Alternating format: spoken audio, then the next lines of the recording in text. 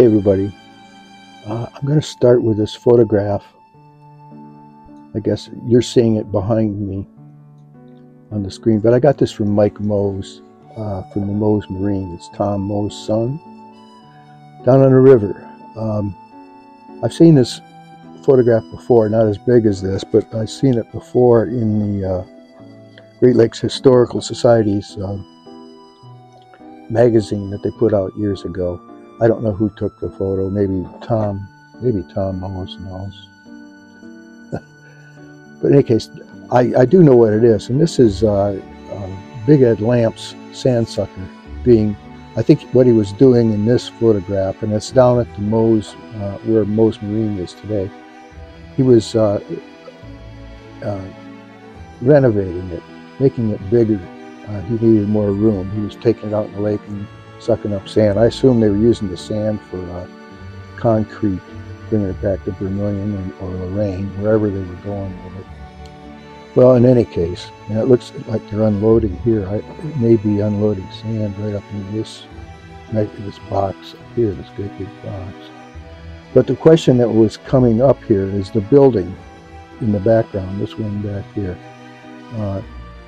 Tom and his son assume that it's the cargo warehouse, and that may be. I'm not sure if it is or not. It's hard to tell from this picture. It's not the greatest picture in the world. But we do know this was done at the Moes, where Moes Marine is today. I don't know if it was Moes then or not. It may have been. It looks like in the background it does say Moes on the building back there. But getting back to this, Tom and his son were thinking that the grade of Liberty Avenue had been raised quite a bit following this, because when they put the new bridge in, I could see why they might think that. If I'm going to try to move this over in this area right here, I believe they're thinking that area where I'm running this cursor across here is Liberty Avenue back in there, but I don't think so. And I think this building is on this side of the street, on the Moes side of the street. I don't know how big it might have been. And I don't know what building that may be. And it may be the cargo warehouse for all I know. It looks kind of like it, so who's to say that it's not? And that's the reason that they were thinking that this was Liberty Avenue, because then this building back here would be across the road. But I don't think so. I think this building is on this side of the road, and I think that the Lake Road is back behind the building. I'm going to run the cursor across through here, back in this area here. Part of the reason I say that is you see these telephone poles here. There's one there. They're up the hill. I don't think they raised the grade so much from down to here to up here during the years. I just can't imagine why they would do that. And other pictures I have, and I'll show you a picture here. Let me see if I can get it up on the screen. I'm going to move things around here.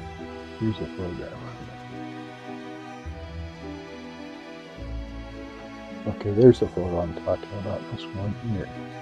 This is taken just down the shoreline, just a little ways to the left in this photograph. And this is the Driscoll. Make it larger here. Okay. The Driscoll, just down, just a few doors down from where this bottom photo is. And if you look at here, here's the top of the hill back here. So the hill is, there's a grade there. See how big that long that is? And back here, this water tower is actually way across the railroad tracks, up the hill across the tracks, about where Val Hilden used to live there. But if I can best, over here where this telephone pole, back in that area, back in there, down below, would be where the Sandusky Street overpass is, over in that area here. But this is on the other side of the railroad tracks. But as you can see, the hill does exist here, or that grade, it's up. This is Lake Road up here. This is down by the river. So the grade is there. So I'm thinking that in this photo, the grade is right up here. And this may be the cargo warehouse, I don't know. But if it is, it appears to be on this side of the road, not on the other side. That's why I don't think that this is Lake Road. And I'm not sure exactly. It looks like the cargo warehouse, but I couldn't say for sure.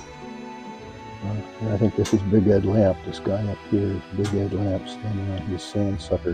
The Vermilion, it was called. And I just wanted to get this, see if I could, I have it on my desktop so I can look at it a lot better, closer. I could be wrong, but that's my opinion of the photograph at this point in time.